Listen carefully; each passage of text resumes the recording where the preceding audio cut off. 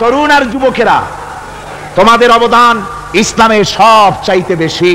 মনে রাখবেন যুবকেরা, শোনো, ইসলাম প্রতিষ্ঠিত হয়েছে তোমাদের রক্তের উপরে। কাদের রক্তের উপরে? যুবকদের রক্তের উপরে। যারা ইসলাম প্রথম কবুল করেছিলেন তারা কিন্তু বুড়ো ছিলেন না কেউ। প্রথম যে ব্যক্তি ইসলাম কবুল করলেন হযরতে সাইয়্যিদুনা আবু বকর সিদ্দিক রাদিয়াল্লাহু তাআলা আনহু, বয়স ছিল 37 বছর। 37 বছর বয়সে দাঁত পড়িয়া খুনখুনা বুড়া হয়ে গেছিল নাকি? হযরত ওমর ইসলাম যখন কবুল করেন তখন তিনি ছিলেন 26 বছরের টকবকে যুবক। যৌবনের রক্ত পা এবং মাথা পর্যন্ত শিরায় উপশিরায় ধাবমান এই যুবক হযরত ওমর 26 বছর বয়সের সময় ইসলাম কবুল করেন। হযরত আব্দুর রহমান বিন আউফ যখন ইসলাম কবুল করেন বয়স ছিল মাত্র 17 বছর। হযরত আলী যখন ইসলাম কবুল করেন তখন বয়স ছিল মাত্র 8.5 বছর। তোমাদের মতো তরুণেরা, যুবকেরাই সর্বপ্রথম কলেমার পতাকা ধারণ করে রাসূলকে সাহায্য করেছিল। সুবহানাল্লাহ। যুবকদের অবদানই চিরকাল ইসলামে বেশি ছিল। তাই বলে যারা বৃদ্ধ মানুষ তাদের কিন্তু কোনো মন খারাপ করার কোনো কারণ নাই, ঠিক কিনা? যেহেতু আমরা যারা বয়সের প্রান্তে এসে গেছি আমরাও ওই যৌবন কালটা পেরিয়ে এসেছি, ঠিক কিনা? আরেকটি কথা, কিয়ামতের দিন কোন বুড়ো মানুষ বেহেশতে যাবে না, সব যুবকরা যাবে। বেহেশতে যাবে কারা? বুড়োরা বোধহয় ভয় পেয়ে গেছেন। রাসূল পাক সাল্লাল্লাহু আলাইহি ওয়াসাল্লাম বলেছেন, আমার কথা না, হুজুর বলেছেন কোন বুড়ো মানুষ বেহেশতে যাবে না, কোন কালো মানুষ বেহেশতে যাবে না। এখন রাসূল যদি বলেন তার কথাই তো আইন। হুজুর বলেন কালো মানুষ বেহেশতে যাবে না, একটা কালো মানুষ কান্দিয়ে তো পড়েই গেছে। হুজুর বলেন কেঁদো না, তুমি যখন বেহেশতে যাবে চাঁদের মতো সুন্দর চেহারা নিয়ে বেহেশতে যাবে। বুড়ার কান্না দেখে হুজুর বলছেন কেঁদো না, তুমি যখন বেহেশতে যাবে আল্লাহ তোমার যুবক বানায় পাঠিয়ে দিবে। যেহেতু বেহেশত হচ্ছে যুবকদের জন্য। সুবহানাল্লাহ। অত নাজ নিয়ামত, অত আনন্দ, বুড়া মানুষে তো খাইয়া খুইয়া বেহেশত নষ্ট করে ভালো। এই জন্য যৌবন দরকার, স্বাস্থ্য দরকার বেহেশত উপভোগ করার জন্য। সেই জন্য বেহেশতে যাবে কারা? তরুণেরা যাবে। কারা যাবে? তরুণ তরুণী দিয়ে আল্লাহ পাক বেহেশত ভরে ফেলবেন। সুবহানাল্লাহ। আমার তরুণেরা, যুবকেরা শোনো, রাসূলুল্লাহ তোমাদের কত সম্মান দিয়েছেন। কে সম্মান দিয়েছেন? রাসূলুল্লাহ। রাসূলুল্লাহ এক জায়গায় বক্তৃতা করছেন, এমন সময় দেখা গেল একজন তরুণ সাহাবী, নাম তার জারীর রাদিয়াল্লাহু তাআলা আনহু। চাঁদের মতো চেহারা তার ছিল, খুব সুন্দর চেহারা ছিল তার। হযরত জারীর বসতে না পেরে জায়গা পায় না, দাঁড়ায় আছে। রাসূল নিজের গায়ের চাদরটা খুলে জারীরের দিকে নিক্ষেপ করলেন, বললেন জারীর দাঁড়িয়ে আছো, আমার চাদরের উপরে বসো। সুবহানাল্লাহ। হযরতে জারীর রাসূলুল্লাহর চাদর নিয়ে চুমা খাইতে লাগলেন আর বললেন আকরামাকাল্লাহ কামা আকরামতানি ইয়া রাসূলুল্লাহ। হে রাসূল, আল্লাহ আপনার সম্মান আরো অনেক বাড়িয়ে দিক, যেমন আপনি আমাকে মর্যাদা দিলেন। হে রাসূল, আপনার চাদরে পৃথিবীর কোন মানুষ বসতে পারে? আমার তরুণ ভাইরা, আমার যুবক ভাইরা, তোমাদেরকে রাসূল মহব্বত করতেন, ভালোবাসতেন সবচেয়ে বেশি।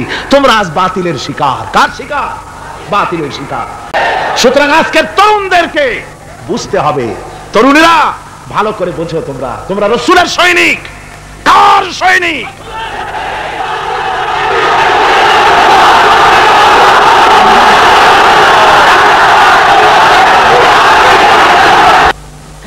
তরুণেরা, যুবকেরা, তোমাদের এগিয়ে আসতে হবে।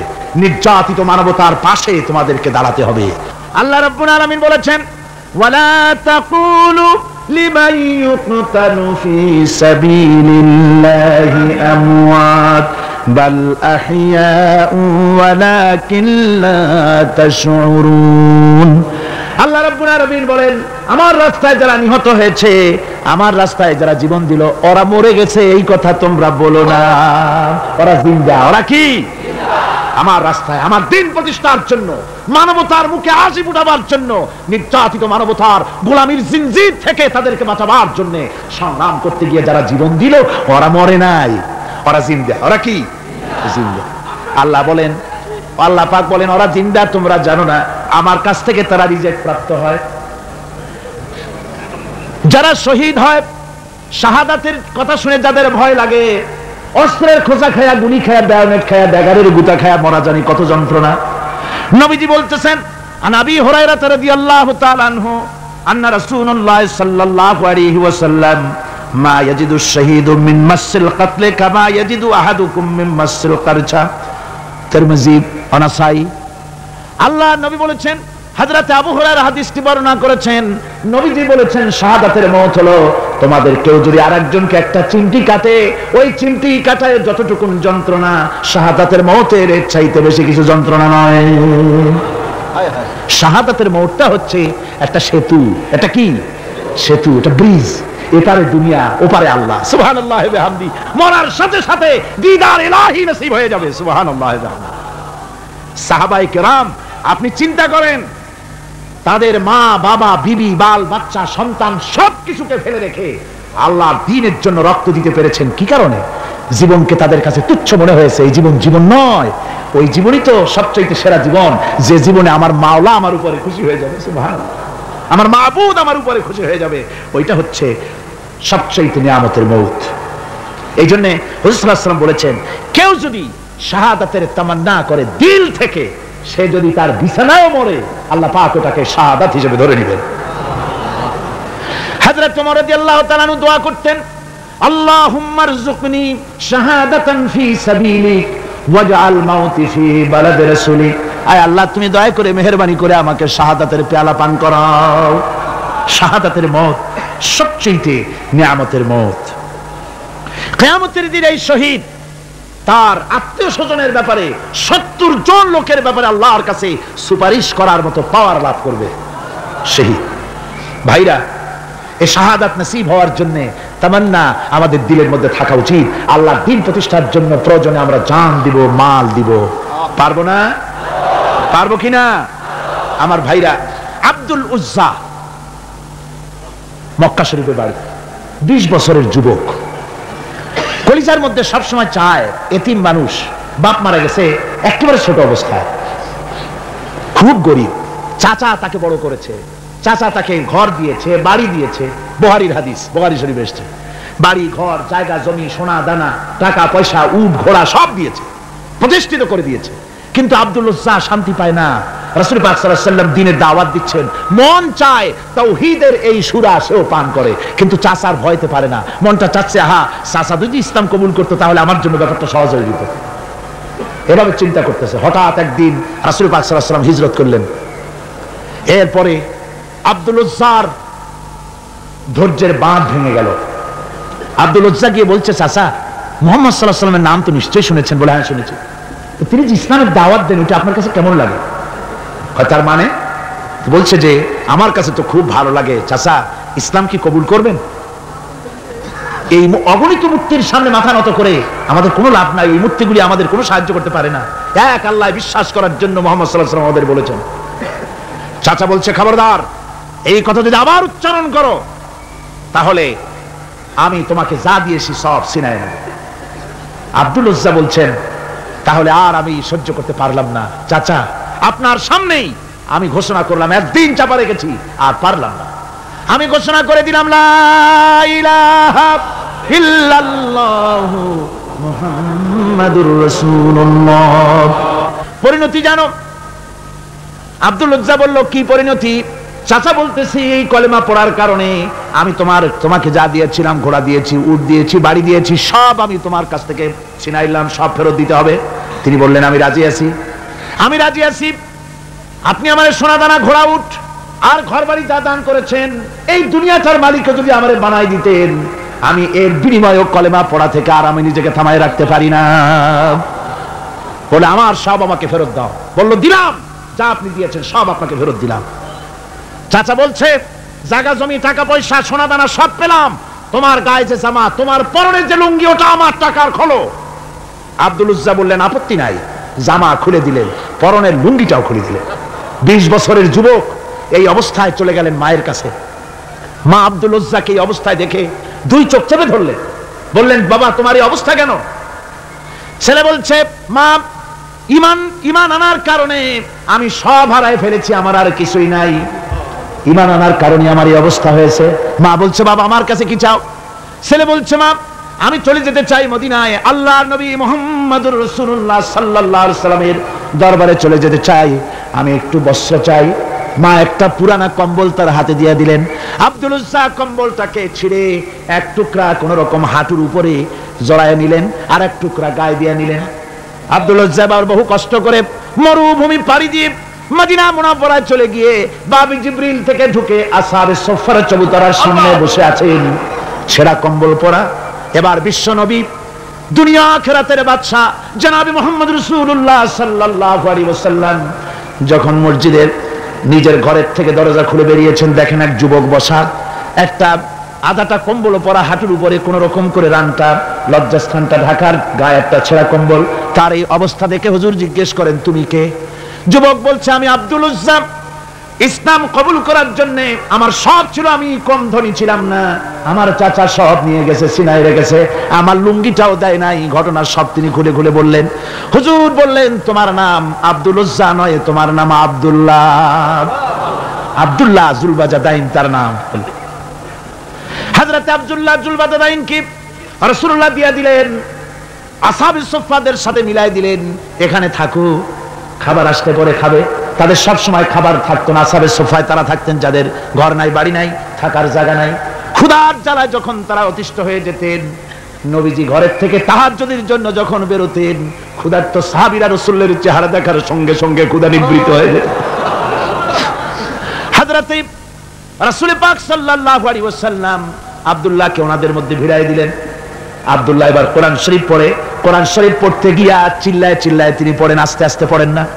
সাহাবীরা বিরক্ত হয়ে রাসূলের কাছে নালিশ করলেন যে বড় চিল্লায় কোরআন পড়ে, আমাদের নামাজেও ডিস্টার্ব হয়। হুজুর বলেন, সাহাবীরা কেউ আব্দুল্লাহর ব্যাপারে কোনো কথা বলবে না, তারে চিল্লাইতে দাও, যেহেতু ঈমানের জন্য তারে বড় মূল্য দিতে হয়েছে। পরনের লুঙ্গিটা পর্যন্ত আনতে পারে নাই, যত খুশি চিৎকার করেছে আল্লাহর কালাম পড়ুক।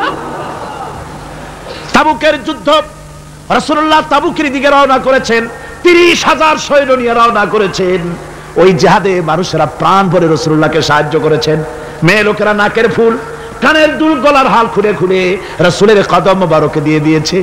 ধনীরা টাকা পয়সা সব দিয়েছে। হযরত আবু বকর তো যা ছিল সব এনে দিয়েছে, কিছু ছিল না ঘরে। রাসূল রওনা করলেন। প্রতিমধ্যে হযরত আব্দুল্লাহ জুলবাজাদাইন আল্লাহর নবীর খেদমতে হাজির হয়ে বলেন, হুজুর সবাই তো সব দিল, আমার কিছুই নাই, কিছু নিতে পারলাম না। হুজুর আপনি আমার জন্য দোয়া করেন, আমি যেন এই তাবুকের ময়দানে কাফেরদের বিরুদ্ধে লড়াই করে যেন শহীদ হয়ে যেতে পারি। মাল দিতে পারি নাই, কিন্তু আল্লাহর জন্য যেন আমার জীবনটা দিয়ে দিতে পারি। যুবকেরা, তরুণেরা, তোমাদের মতো 20 বছরের তরুণ হযরত আব্দুল্লাহ জুলবাজাদাইন শাহাদাতের তামান্না করে রিসালাতে মাহবের কাছে দাঁড়িয়েছেন। হুজুর বললেন, একটা গাছের বাকল নিয়ে আসো। একজন একটা বাকল নিয়ে এলো। রাসূলুল্লাহ এই বাকলটা আব্দুল্লাহ জুলবাজাদাইনের হাতে লাগাই দিলেন। রাসূলুল্লাহ বললেন, আয় আল্লাহ, আমি আব্দুল্লাহর রক্ত কাফেরদের জন্য হারাম করে দিলাম। হযরত আব্দুল্লাহ বলছেন, ইয়া রাসূলুল্লাহ, আমি চাইছিলাম শহীদ হব, আর আপনি আমার রক্তটা হারাম করে দিলেন কাফেরদের জন্য। আল্লাহর নবী বলেন, আব্দুল্লাহ রে, কোনো চিন্তা করো না, তোমার মৃত্যু যদি জ্বরেও হয়, আল্লাহ রাব্বুল আলামিন তোমার শাহাদাতের দরজা দিয়ে দিবেন। তাবুকের প্রান্তরে চলে গেলেন। কয়েকদিন ওই তাবুকের ময়দানে থাকায় রাসূলের কাছে খবর এলো, আব্দুল্লাহ মারাত্মক জ্বরে আক্রান্ত হয়ে ইন্তেকাল করেছেন। রাসূলুল্লাহ বললেন, আমি জানাজা পড়াবো।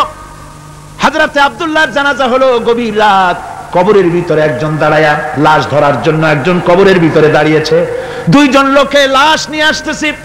হযরতে বেলাল আলো উঁচু করে দাঁড়ায় ধরে আছে। অন্ধকার রাত, কবরের ভিতরে একজন দাঁড়ানো, লাশ নিয়ে এসেছে দুজনে। কবরের ভিতরে যিনি দাঁড়ানো তিনি বলছেন, এই লাশকে তোমাদের ভাইকে আদবের সাথে কবরে রাখো। কবরের মধ্যে যিনি দাঁড়ানো তিনি আর কেউ নয়, বিশ্বনবী মুহাম্মদুর রাসূলুল্লাহ সাল্লাল্লাহু আলাইহি ওয়াসাল্লাম।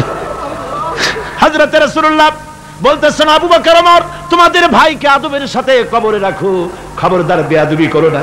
কবরের মধ্যে আল্লাহ নবী আব্দুল্লাহ জুলবাজাদাইনকে নিজ হাতে শোয়াই দিয়া কবরের উপরে পাথর বিছিয়ে দিয়ে নবীজি বললেন, রব্বুল আলামিন, আজকের এই সন্ধ্যা পর্যন্ত আমি আব্দুল্লাহর প্রতি রাজি ছিলাম, তুমিও আব্দুল্লাহর প্রতি সন্তুষ্ট হয়ে যাও।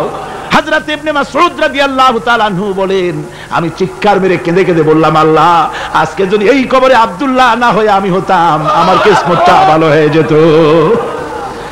যুবকেরা, ও তরুণ মুসলমানেরা, তোমরাই রক্ত দিয়ে ইসলাম কায়েম করেছো। কে কায়েম করেছে ইসলাম? মুসলিম তরুণেরা, মুসলিম যুবকেরা, তোমাদের অবদান সব চাইতে বেশি। আজ আজ মুসলমান যুবকদের চরিত্র নাই, মদ, জুয়া, জেনা, ব্যভিচার করে করে সর্বনাশ করে দেওয়া হলো। বিভিন্ন ভাবে যুবকদেরকে মিসগাইড করার জন্য মদ দেওয়া হয়, টাকা দেওয়া হয়, অস্ত্র দেওয়া হয়, সব দিয়ে যুবকদের চরিত্র নষ্ট করা হচ্ছে। অথচ যুবক হচ্ছে একটা জাতির মেরুদণ্ড। জাতির কি মেরুদণ্ড? এই মেরুদণ্ডকে ঘুণে ধরেছে, এই মেরুদণ্ড নষ্ট করার ব্যবস্থা করা হয়েছে। আমার মুসলমান ভাইয়েরা, হাদিস থেকে শোনো, বদরের প্রান্তরে যুদ্ধ হবে। রাসূলুল্লাহ সাহাবায়ে কিরামদেরকে রেডি করেছেন, কিন্তু এই যুদ্ধটা বড় মারাত্মক, এই জিহাদ বড় মারাত্মক।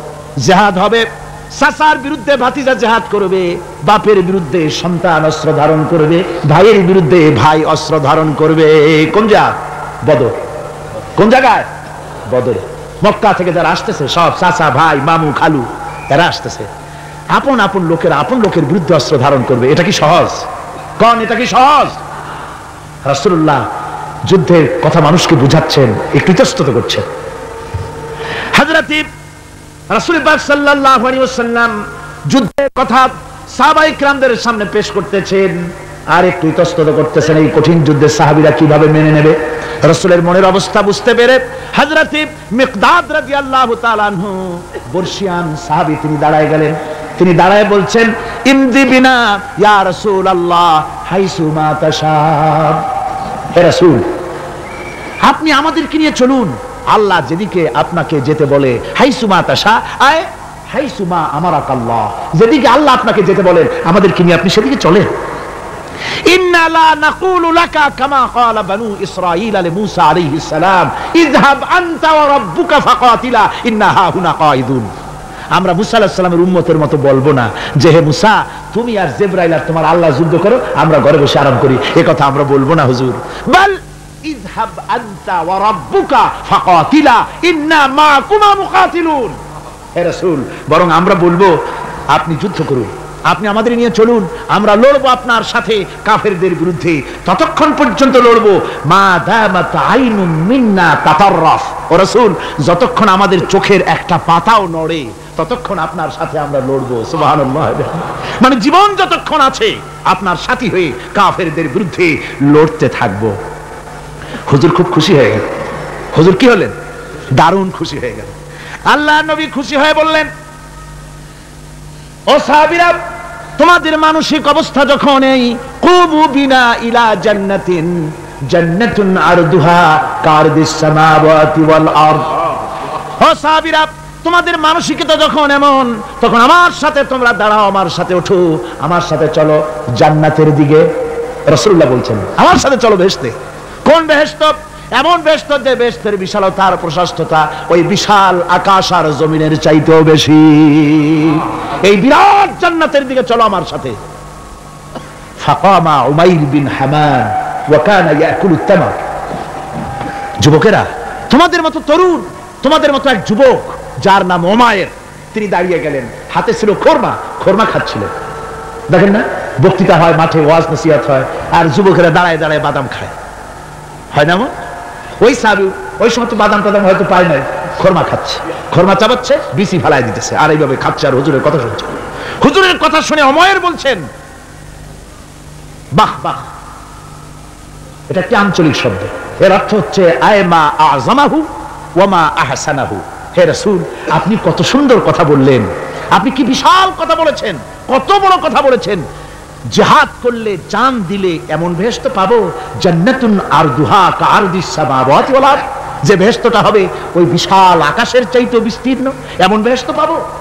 ওয়াল্লাহি লাউ কুনতু হাইয়ান হাত্তা আকুলাহুন্না ইন্নাহা লাহায়াতুন তাওয়িলা। আল্লাহর কসম, আমি যদি হাতের সবগুলি খোরমা খেতে যাই তাহলে তো অনেক সময় লাগবে, বেহেশতে যেতে দেরি হয়ে যাবে, অনেক দেরি হয়ে যাবে বেহেশতে যেতে। ফারামা বিহিন্না, হাতের সবগুলি খোরমা তিনি ফেলে দিলেন। ও যুবকেরা, হযরত ওমর তোমার মতো যুবক খোরমা খাওয়া সহ্য করলেন না আল্লাহর জান্নাতে যাওয়ার লোভে, জান্নাতে যেতে দেরি হয়ে যাবে, আল্লাহর সঙ্গে দিদার করতে দেরি হয়ে যাবে। এই মনে করে হাতের খোরমাগুলি ফালায় দিলেন, জিহাদের ময়দানে ঝাঁপায়ে পড়লেন।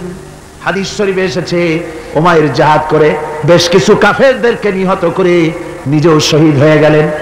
রাসূলুল্লাহ বদরের শাহাদাতের জানাজা করার সময় একজন সাহাবী বলে দিলেন, হুজুর এই সেই উমাইর, আপনি যখন বেহেশতের কথা বলছিলেন, খোরমাগুলি খাওয়ার তর সহ্য হয় নাই বেহেশতে যাওয়ার জন্য, এই সেই উমাইর। আল্লাহর নবী উমাইরের কাছে দাঁড়ায় আঙ্গুল দিয়ে তার শরীরের দিকে দেখায় বললেন, ইন্নাকা মিন আহলিহা, ও যুবক, যেই বেহেশতের জন্য খোরমা খাওয়ার সময় তুমি পাও নাই, আমি নবী সাক্ষী দিচ্ছি তুমি অবশ্যই সেই বেহেশতের অধিবাসী, ওই বেহেশত তোমার জন্য। সুবহানাল্লাহ। আমার ভাইরা, কিয়ামতের দিন এই জান্নাত আল্লাহ রাব্বুল আলামিন দান করবেন ওই সব লোকদের জন্য যারা জান দিবে, মাল দিবে, রক্ত দিবে আল্লাহর দ্বীনের জন্য। কিসের জন্য? আল্লাহর দ্বীন কায়েমের জন্য।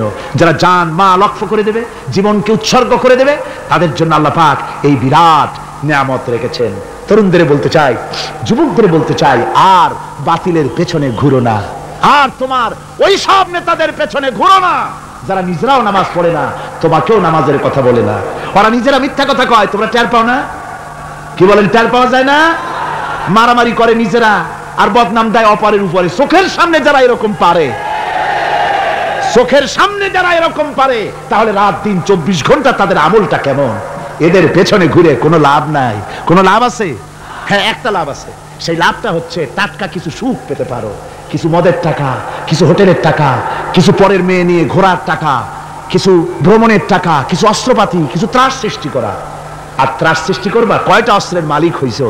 যুবক, তরুণ, বিপদগামী তরুণদের বলবো, সরকার অননুমোদিত অস্ত্র যাদের কাছে আছে, শুনে রাখো, এই অস্ত্র কাউকে ক্ষমা করে না।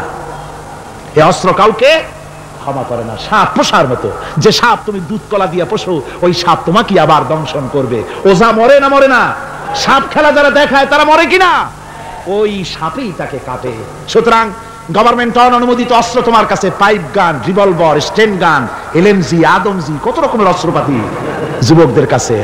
ঘুম নাই, সারা রাত অস্ত্র থাকে কাছে, আর কি কি লাল পানি খাইয়া চোখ দুইটা থাকে এত বড় বড়, দেখলেও ভয় করে, মাথায় ভাল্লুকের মতো চুল। মানুষ মারো তোমরা, মানুষ মারো। আহা, যারে মারলা একটুখানি হিউম্যানিটি, বিবেক দিয়ে চিন্তা করো। যাকে মেরেছ ওই রাত্রে তার বাড়ির কাছে যাও, ওই রাত্রে গোপনে তার বাড়ির কাছে গিয়ে দেখো তার মা কিভাবে তার সন্তানের জন্য কাঁদতেছে, মায়ের কোলটা খালি হয়েছে বলে কিভাবে কাঁদতেছে, তার বাবা কিভাবে কাঁদতেছে, তার বউ থাকলে কিভাবে ছটফট করতেছে, তার কলিজার টুকরা সন্তান থাকলে কিভাবে আব্বা আব্বা বলে কাঁদতেছে। যারে গুলি করে মেরেছো একবার বাড়ির কাছে গিয়ে কান পাচা শোনো। মনে রাখো যুবক, সন্ত্রাসীরা, শুনে রাখো, অস্ত্র দিয়া মানুষকে যারা মেরেছো, আল্লাহর কসম করে বলি, যেভাবে মেরেছো ওইভাবে তোমাকেও নিহত হতে হবে, কোনো সন্দেহ নাই। বাড়িতে গিয়ে ডায়েরিতে লিখে রাখো আমার কথা। থামুন, বাড়িতে গিয়ে ডায়েরিতে লিখে রাখুন, ডায়েরিতে লিখে রাখো, যদি তুমি কাউকে হত্যা করে তার বউকে যদি বিধবা বানায় থাকো, তোমার বউ বিধবা হবেই, কোনো সন্দেহ নাই। তুমি যদি কারো ছেলেকে এতিম বানায় থাকো, তোমার ছেলেকে আল্লাহ এতিম বানায় রাস্তায় ভিক্ষা করায় ছাড়বেন। তুমি যদি কারো বাপকে মাকে কাঁদায় থাকো, আল্লাহ রাব্বুল আলামিন তোমার মা বাপকে কাঁদাবেন।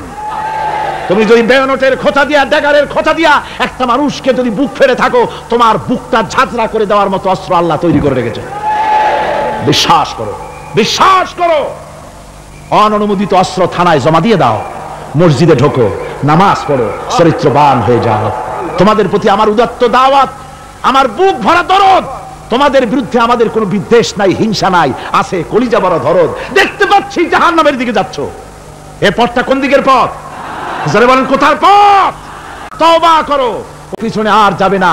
যারা তোমাদেরকে টাকা দেয় আর অস্ত্র দেয়, যারা তোমাদেরকে মদ দেয় আর নারী দেয়, ওদের পিছনে আর চলবে না। ওয়াদা করো। যুবকরা কি পারবে ওয়াদা করতে?